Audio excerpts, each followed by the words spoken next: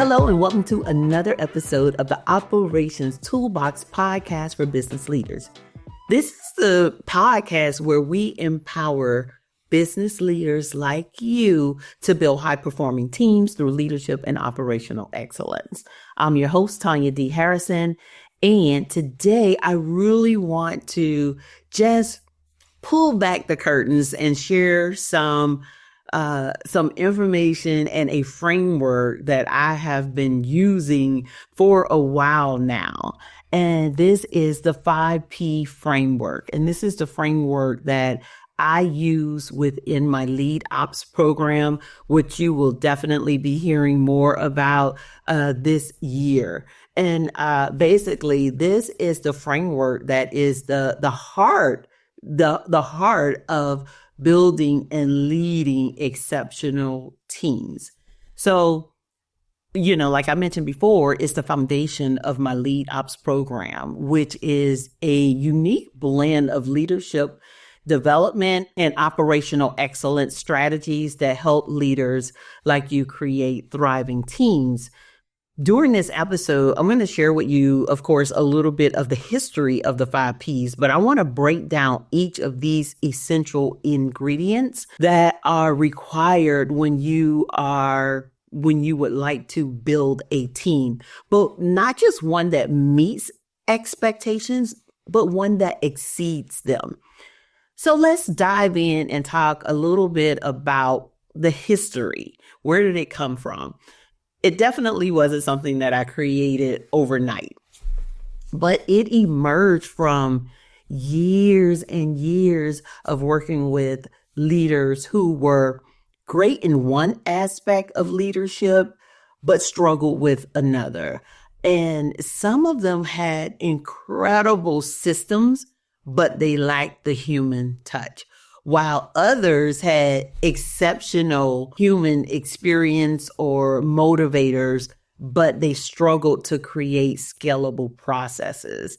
And one of the things, like I said earlier, that I have come to realize, and this is through my own journey, is that you need both.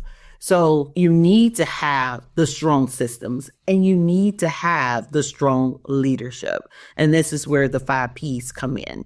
The Ps that I'm going to talk to you about today are principles, people, performance, processes, and platforms, and planning. And these are the ingredients that basically bridge both of those sides together. So it's like a recipe. You can't miss one ingredient, because if you miss one ingredient, it doesn't work the same. You're not going to get the same outcome. And if you stick around to the end, I'm going to share with you a little bit more about how you can access this framework and the details behind it, because there's a lot more involved to help you transform your leadership approach. So let's go ahead and get started. The first P I'm going to start with is principles. I did an entire episode on principles. You can go back and take a listen to that one. But this is the foundation of everything we do as leaders. And in this time and in this climate, we really want to know or understand what our principles are so that we are not easily shaken. And there was a quote that I was told many times as a child: if you don't stand for something, you will fall for anything. And I heard this over and over again. And truthfully, I often tell my kids when they were growing up, and even as adults, I share it with them. But you really want to be clear on what your principles are, what you stand for. So if that is integrity, fairness, transparency, inclusiveness, innovation, whatever it is, you want to be extremely clear on that, because these personal principles is what's going to guide your leadership style, right? And it is what is going to help you make decisions from who you bring on your team, how you lead your team, the people that you do business with, organizations that you work with. All of this is included. So you want to make sure that you are crystal clear on what your principles are as a person and as a leader. So that's the first part of the principles. The principles is three parts, right? So the first one is your principles. The second one is understanding the business's principles. So you want to understand the principles of your business or the organization that you work with. What is the mission? What are what's the vision? What are the core values? Again, this is what guides decisions, and it shows up in how you manage your team. But also it shows up in how other people respond and act, because anytime I start working with a new organization, I'm always looking to see, are those values on display? Right? So you need to know what they are in order to even know if they're on display. So that's the second part of the principles. The third one is the team, right? So remember I told you there were three parts of the principle: you, the organization, and then your team. You want to engage your team in defining what shared principles look like and how they shape how you work together.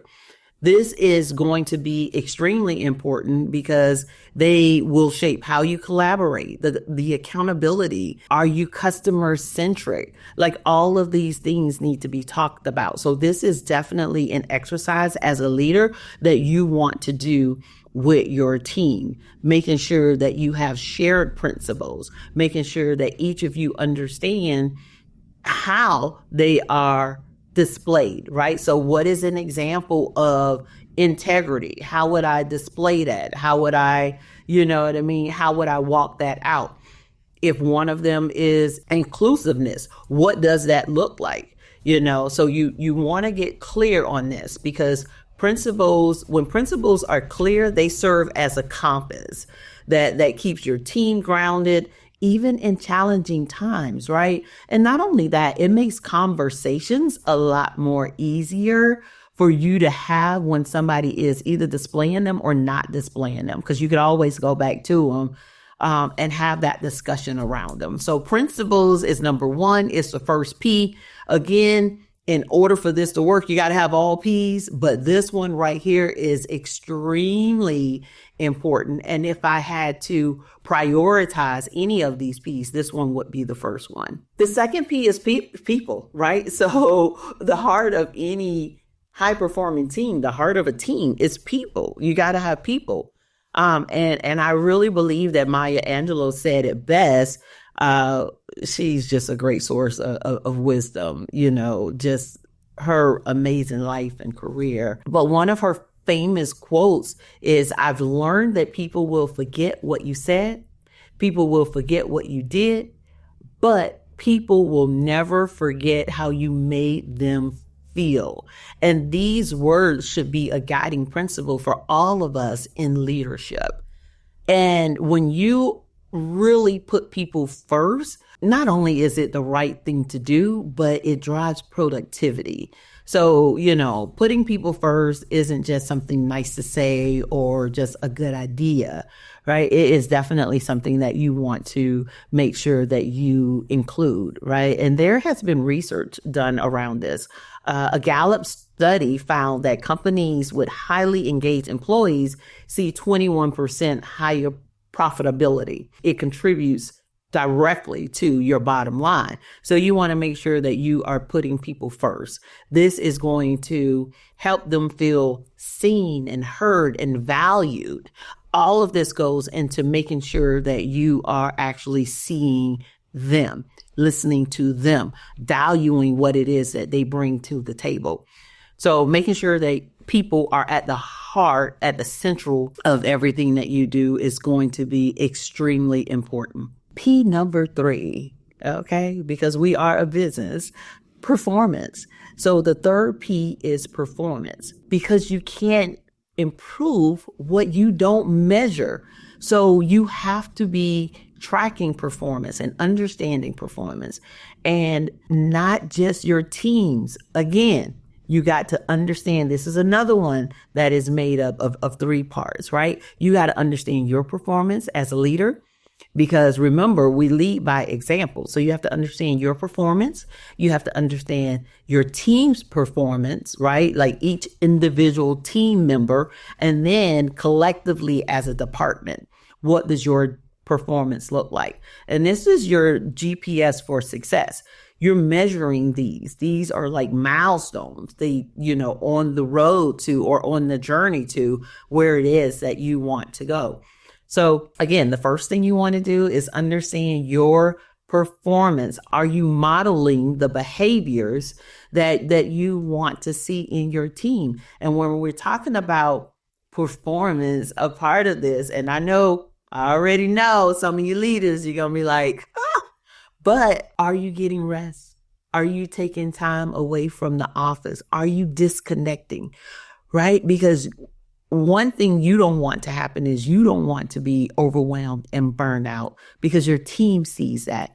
And a lot of them will mimic that. And this is something that, happened to me,